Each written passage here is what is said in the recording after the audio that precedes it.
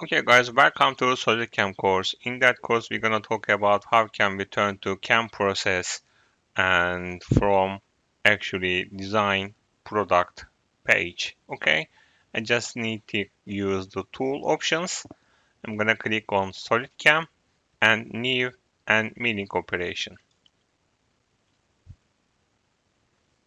After that process, I can click on external Solidcam. This is my file name and this is my units. I'm gonna click OK button here.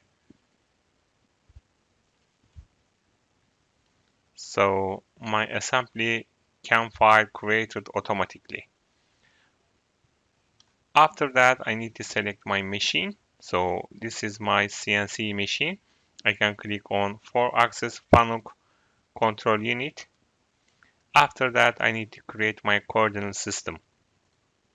My coordinate system can be defined according to and face, define, select, and coordinate system normal to current wave and by using 3 points. I'm gonna click on face, select face button. I also need to be careful about that stuff. Top corner of model box. Okay, I'm gonna click any face. So X, Y, and Z axis created automatically, as you can see here. Okay.